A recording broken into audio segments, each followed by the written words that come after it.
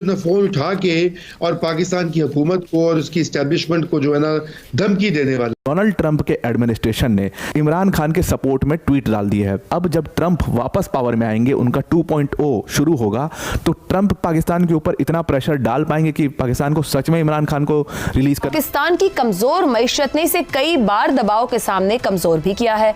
America इस दबाव के लिए IMF के जरिए असर डाल सकता है। IMF की शराइत पाकिस्तान की माशी पॉलिसियों पर असरअंदाज होती हैं, जिससे कर्जे और माली इमदाद के दरवाजे खुलते हैं। ट्रंप इंतजामिया है, उसने बाकायदा और बराह रास्त तरीके से पाकिस्तान का जो IMF प्रोग्राम है उसको बंद करने की, उसकी नजरसानी करने की जो है वो धमकी दे दी है। ना सिर्फ ये कि पाकिस्तान का IMF प्रोग्राम, बल्कि पाकिस्तान को जो इमदाद दी जाती है उसके ऊपर भी नजरसानी करने की जो है वो बात कर दी। इनका KPK कब तक बचा रहेगा? वैसे भी KPK में सर गवर्नर अभी तालिक तालिबान का है, टोल वो कंट्रोल कर रहे हैं, टैक्स वो वसूल कर रहे हैं, एक्सेप्ट 2 बड़ी क्रॉसिंगों को लेके इनका कहीं कंट्रोल नहीं है। इनके लोगों को तो हेलीकॉप्टर में खाना दिया जा रहा है। पाकिस्तान कहता है कि हम जंगजू कौम हैं। ये पाकिस्तानियों के दिमाग में जो इनके पॉलिटिशियंस हैं, जनरल्स हैं कि तुम जंगजू कौम हो, ये कोई जंगजू वंगजू कौम नहीं है। जंगजू कौम होती है जो जंग करती है। ये मंगचू कौम है। I like it.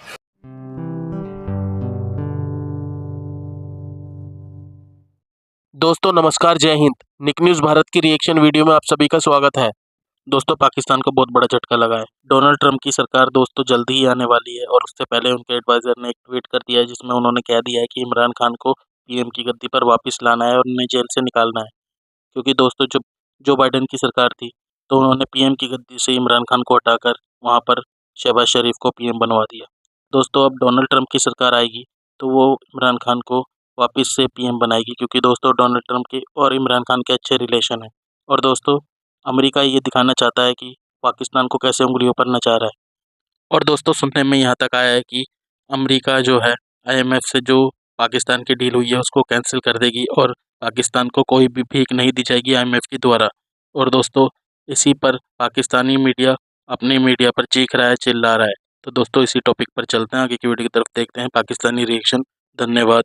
आने वाली ट्रंप इंतजामिया जो है उसके साथ लड़ाई बहुत ज़्यादा बढ़ जाती है, तो कहीं पाकिस्तान की ये खदशा मौजूद था कि इमदाद बंद कर दी जाएगी, पाकिस्तान का IMF प्रोग्राम जो है उसको रोल बैक करने के हवाले से, वो बंद करने के हवाले से जो है मामला उस नहज पर जा सकता है। लेकिन अब इंतहाई परेशान कुन खबर वाशिंगटन DC अमरीका के दारुल हुकूमत से आ रही है, और वो खबर ये है कि अमरीका ने बाकायदा जो नई ट्रंप इंतजामिया है उसने बाकायदा और बराह रास्त तरीके से पाकिस्तान का जो IMF प्रोग्राम है उसको बंद करने की, उसकी नजरसानी करने की जो है वो धमकी दे दी है। ना सिर्फ ये कि पाकिस्तान का IMF प्रोग्राम, बल्कि पाकिस्तान को जो इमदाद दी जाती है उसके ऊपर भी नजरसानी करने की जो है वो बात कर दी गई है। और साथ ही पाकिस्तान के जो वाशिंगटन में सफ़ीर हैं एम्बेसडर रिजवान शेख, उनसे जवाब तलब कर लिया गया है। ये इस वक्त तक की मेरा ख्याल है कि सबसे तबाहकुन खबर है इस सारी एपिसोड में, जिसका आगाज़ जो है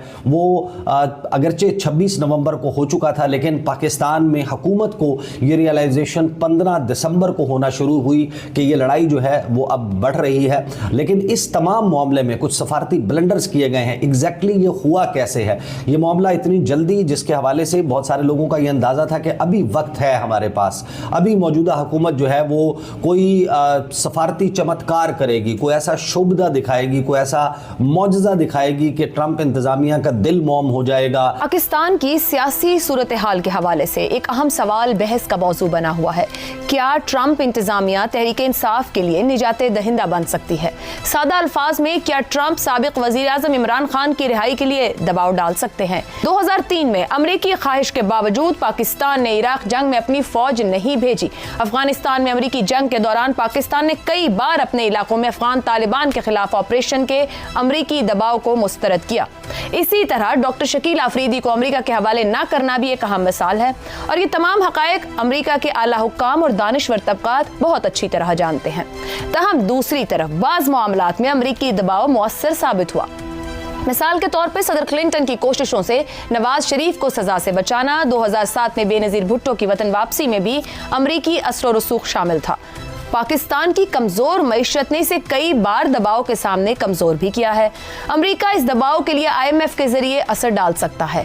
उनका दिल तब्दील हो जाएगा, उनके जहन तब्दील हो जाएंगे मौजूदा हुकूमत के हवाले से, पाकिस्तान के हवाले से, और वो जो डिप्लोमेटिक आप अचीवमेंट पुल ऑफ करेंगे उसके नतीजे में मामला उस तरह नहीं बिगड़ेगा। या दूसरा चांस ये था कि जो अमेरिका की नई इंतजामिया कह रही है उस पर कुछ लो की पॉलिसी पर थोड़ा सा रिट्रीट किया जाए, मामले को जो है वो सुलह जो तरीके से पाकिस्तान की सियासी लड़ाई को ख़त्म किया जाए, तमाम फरीकैन जो हैं वो दो कदम पीछे हटे, इमरान खान के साथ जो है मुज़ाकरात की मेज़ पर बराह रास्त बैठकर कुछ उनके जो मुतालबात हैं उनको माना जाए, कुछ अपने मुतालबात मनवाए जाएं। लेकिन ये दोनों ऑप्शंस नहीं हुए। अंदाज़ा ये था कि 20 जनवरी से काम शुरू होगा, लेकिन 25 और 26 दिसंबर की दरमियानी रात मेरा ख्याल है कि वो तूफ़ानी रात है जो इस तमाम एपिसोड को क्लाइमैक्स के ऊपर अब ले जाने का आगाज़ कर चुकी है। जो धमकी दी गई है उसकी वजह बुनियादी तौर पर ख्वाजा आसिफ साहब वज़ीर दिफा पाकिस्तान के, अब वो दिफा के वज़ीर हैं, पहले वो लंदन में मौजूद थे, फिर वो मोरक्को में मौजूद थे।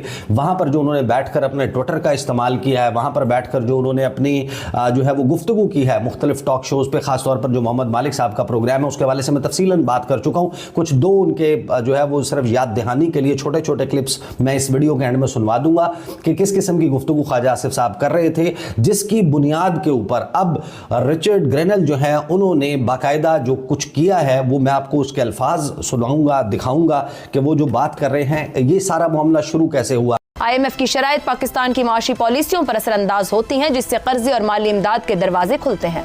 अब इस सारे तनाजुर में मौजूदा सूरत हाल की बात करें तो नौमुंतखब सदर ट्रंप ने अभी तक इमरान खान के हवाले से कोई बयान नहीं दिया, बल्कि उनके एजेंडे में पाकिस्तान का जिक्र ही नहीं। उनकी तवज्जो मुल्की इस्लाहात, गैर कानूनी तारिकीन वतन और चीन के साथ तिजारती मामलात पर है।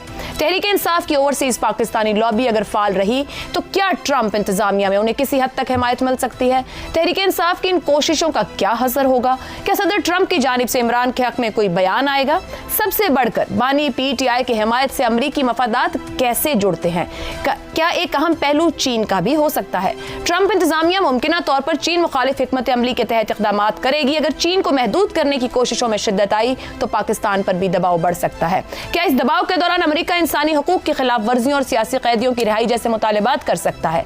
ट्रंप के पहले दौरे सदारत से साबित होता है कि ट्रंप के बारे में कुछ भी प्रिडिक्ट करना आसान नहीं, मगर यहाँ फिर सवाल ये होगा कि बानी PTI को लेकर ट्रंप की किसी कोशिश पर अमरीकी डीप स्टेट का मौक़िफ़ भी क्या ट्रंप वाला ही होगा? ऐसी ही लेटेस्ट वीडियो देखने के लिए निक न्यूज़ भारत को सब्सक्राइब करें, लाइक और शेयर करना ना भूलें।